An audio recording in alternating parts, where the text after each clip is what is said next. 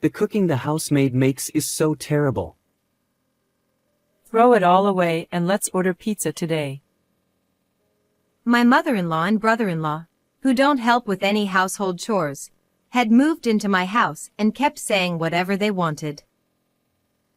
I felt I had reached my limit with this lifestyle, so I decided to end their lives.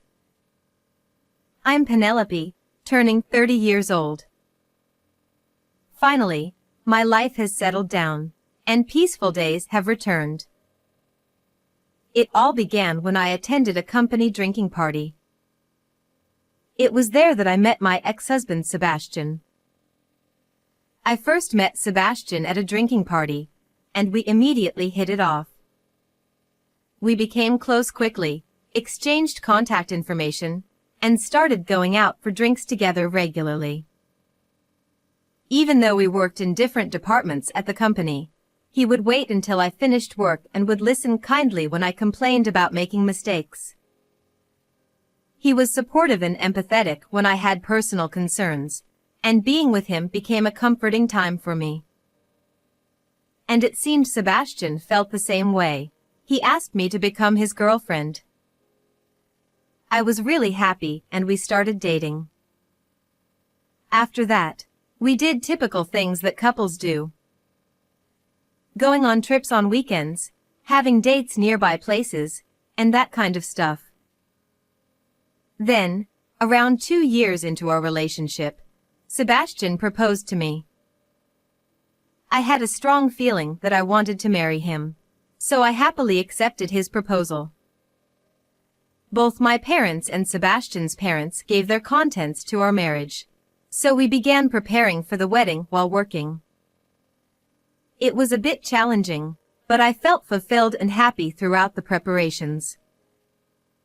Finally, we were able to have our wedding ceremony, and everyone congratulated us. After we got married, Sebastian moved into the apartment my father had bought for me. Even after marriage, Sebastian remained kind and shared household chores with me. When I was busy, he would take care of everything without complaint. I was truly happy to have married such a wonderful person. One day, Sebastian's father passed away from a long-term illness. With Sebastian's mother now alone in their family home, Sebastian approached me with a proposal. Mom will be alone now, so let's have her live with us. It would be inconvenient for her to be on her own, and I'm the eldest son, so I should take care of her. I hadn't been married for long, and I still wanted to enjoy my newlywed life. The idea of living with my mother-in-law made me a bit disappointed. However, I also understood that my mother-in-law must be feeling sad after losing her husband, and I wanted to fulfill my kind-hearted husband's wish. Above all, I thought that if I were in his shoes, I would definitely do the same. So, I decided to accept my husband's request. However, if I had known the tragic events that would happen afterward, perhaps I would haven't agreed to this cohabitation and could have continued to live happily. So we started living with my mother-in-law, but she never washed the dishes she used or left her clothes everywhere even though she was always at home. She settled in but didn't help with any household chores at all. Just as I was feeling frustrated with this situation, another tragedy happened suddenly. It was around the time when people began their long holiday. When we were relaxing at home, my husband's phone rang. Huh. I wonder what's going on. He started talking with someone on the phone. It seemed like it was from my brother-in-law, Adam. My brother-in-law had returned home for a long holiday, only to find that their family home was gone. Apparently, he was shocked, so he called my husband. And after the conversation ended, my husband told me, Adam seems to have come back, but since our family home is gone, he'll be staying with us during the holidays. However, I suddenly had a doubt. I remembered that my brother-in-law works in the hospitality industry and the long holiday period should be a busy season. It didn't seem likely that he could take time off during such a busy time. Isn't it a bit strange? Adam works in the hospitality industry, so how could he come home? Maybe he just happened to get time off. My husband wasn't really interested in talking about it. And about 2 hours later, my brother-in-law arrived at our house. Moreover, he came carrying lots of luggage in both hands and hurriedly entered the house. As soon as my brother-in-law arrived at the house, he immediately confronted my husband. Sebastian, why is our family home gone? After Dad's funeral, Mom would be alone, right? So she sold the family home and moved in with us. Didn't I tell you about it? I didn't hear anything about that. Jeez. My brother-in-law kept complaining to my husband and mother-in-law about the fact that their family home was gone.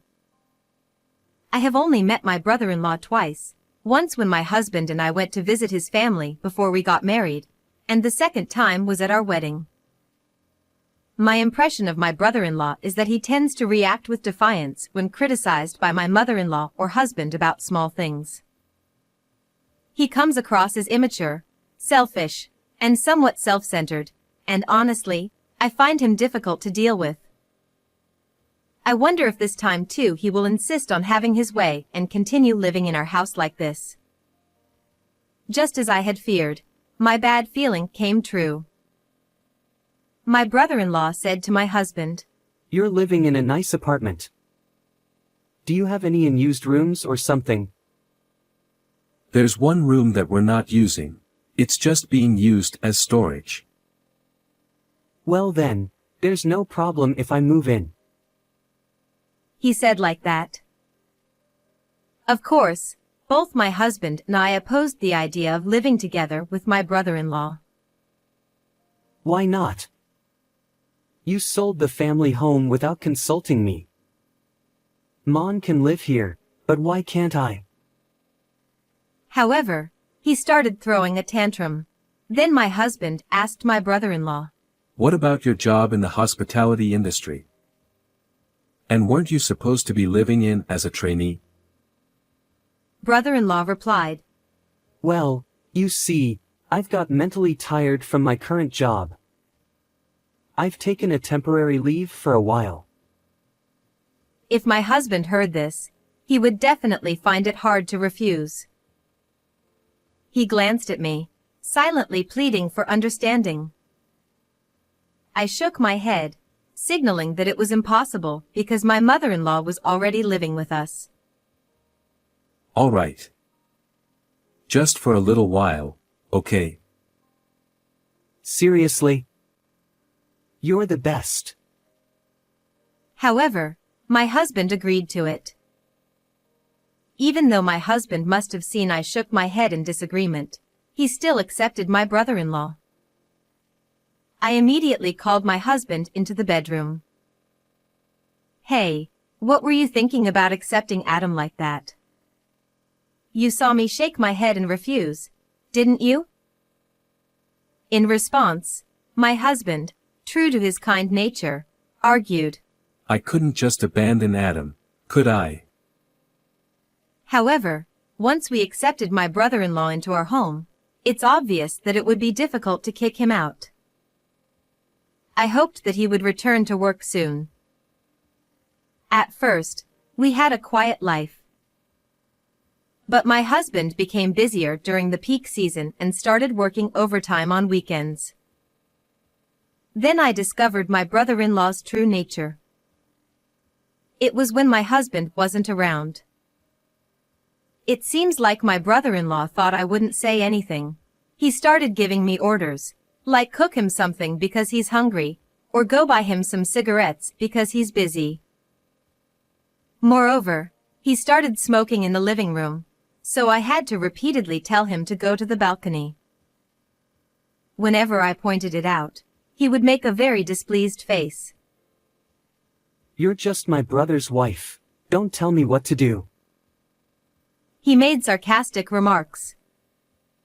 My mother-in-law didn't say anything about it either, and she and my brother-in-law both bosses me around.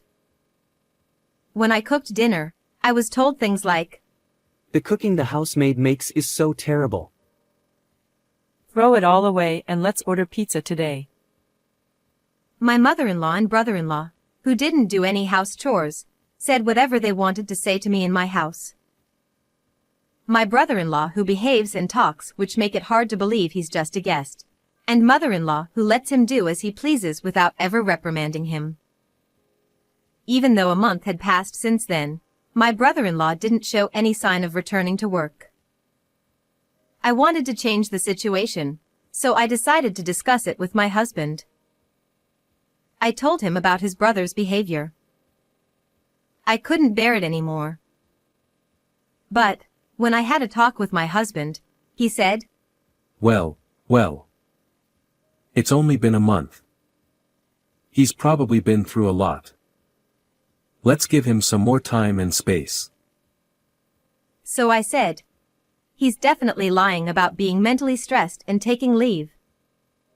It's been a month, and he hasn't made any effort to go back to work. And when you're not around, Adam and your mother are constantly bossing me around. I told my husband everything, but he didn't listen at all. I don't get that vibe from either of them when I'm around, so I can't believe it. Are you just making up lies because you want to kick Mom and Adam out of our house? In the end, he called me a liar. Why doesn't he believe me and still take their side? I was so furious. And that's when the incident happened. As I happened to wake up early one morning and headed towards the bathroom, I noticed a burnt smell coming from somewhere. I tried to locate its source and found it was coming from my brother-in-law's room where he was sleeping. I hurriedly opened the door, only to find my brother-in-law had been smoking in bed, and it seemed the cigarette had not been extinguished. There was a burnt spot on the mat where it had fallen. I rushed to get water and managed to extinguish the fire, and I woke him up and yelled at him as I couldn't hold my anger any longer. What were you thinking?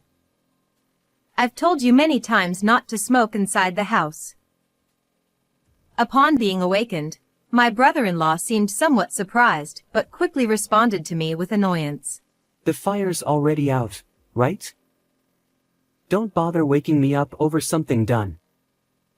You're just my brother's wife, so don't get bossy. I couldn't stand him anymore. You know what? You're lying about being mentally stressed and on leave, aren't you? You keep going against everything I say and throwing tantrums like a child. Have some awareness that you're just a guest here.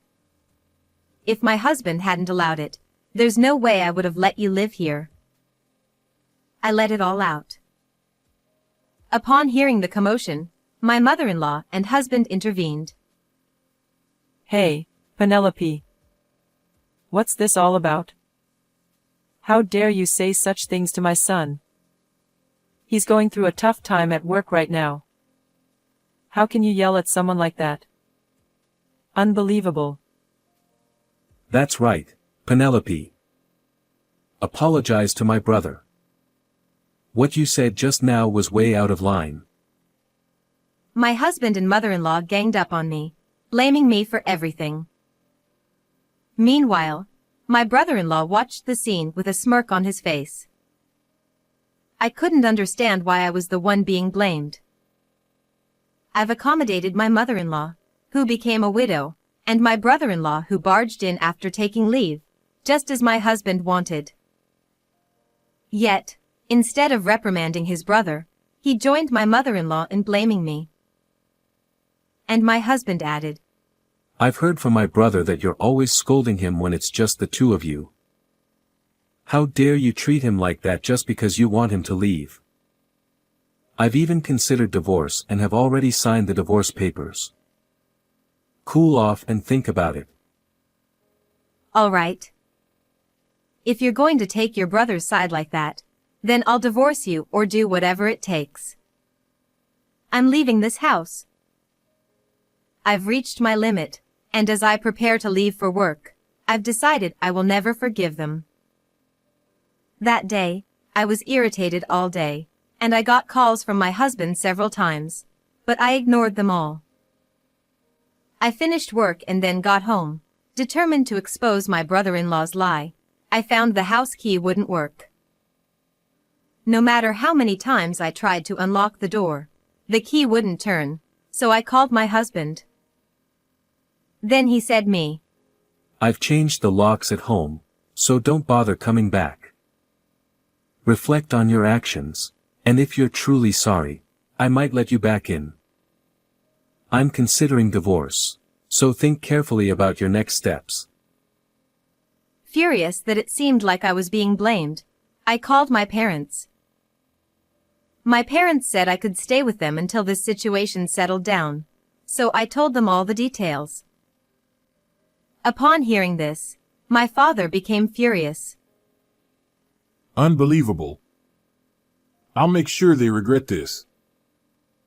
He then made a phone call to someone. Shortly after, a lawyer whom my father had presumably called arrived at the house. Afterwards, my father and the lawyer discussed matters regarding the apartment he had bought for me.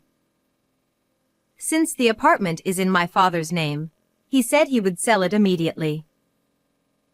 I wanted a divorce, so it was necessary for my husband to agree to this. However, he had already signed the divorce papers, so there didn't seem to be any issue with that. It would take a week for my father's apartment sale to be completed, so until then, I commuted to work from my parents' house. Finally, after a week had passed, I went to my husband's house with my father and the lawyer. When I rang the intercom, my husband answered. "Penelope, have you finally cooled off?" "Wait, Penelope's dad, and... who is that person?" As I explained I had brought my father and the lawyer with me, my husband became flustered. We entered the living room and got straight to the point. "I want you to leave this house right now." "What? Right now?" Sebastian stammered nervously, clearly intimidated by my father and the lawyer. Then my brother-in-law and mother-in-law intervened. Here we go again. I said I'd leave once I get better. That's right, Penelope. Adam is still emotionally unstable. Please cut him some slack. If you want Adam to leave that much, why don't you leave instead? My brother-in-law and mother-in-law were both being selfish and unwilling to listen to me. Seeing no other option, I asked the lawyer to explain on my behalf. All of you need to leave the house. The owner has decided to put this house up for sale. The lawyer's explanation seemed to shock them. Huh? What? What do you mean? This house belongs to Sebastian, right? Sebastian, you haven't sold it, have you? Just because it belongs to my brother doesn't mean his wife has the right to sell it without permission. Then my father spoke up. This house was a gift from me to my daughter, given when she became a working adult. In fact, the contract is in her name. So, there should be no problem if she decides to sell this house. He then presented the contract documents to my husband and his family. Upon seeing the documents, my husband, mother-in-law, and brother-in-law turned pale. Then I said to my husband, "Hand me the divorce papers that you said you've already signed. You wanted a divorce too, so there shouldn't be any issue, right?" "I just got in the heat of anger." Just got in the heat of anger? Yet you signed the divorce papers beforehand. That makes no sense. Stop making excuses and just hand it over. Or should we both hire lawyers and settle this through negotiations? In that case, we might need to send certified documents to your company. My husband quickly brought the divorce papers. Then I signed the papers as well. Well then, this is it. Leave by the end of this month. I think you understand, but if you don't leave, it'll become a police matter. With that, I got up to leave. This is no joke. My brother-in-law shouted angrily as he stood up and tried to grab me.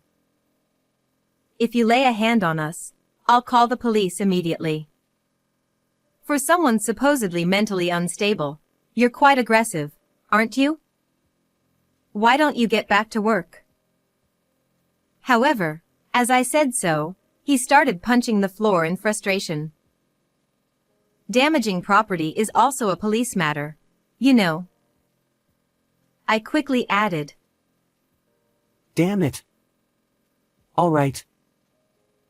My brother-in-law yelled in frustration, thrashing about. After that, thanks to the lawyer, the proceedings went smoothly.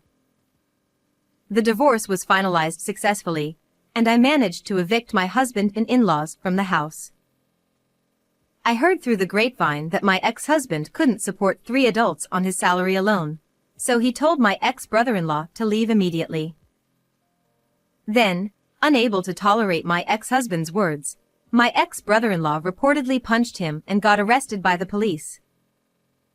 Apparently, this incident shocked my ex-mother-in-law and caused her to develop depression. As for me, I used the money from selling the apartment to buy a new house with my parents, and now we're living happily as a family of 3.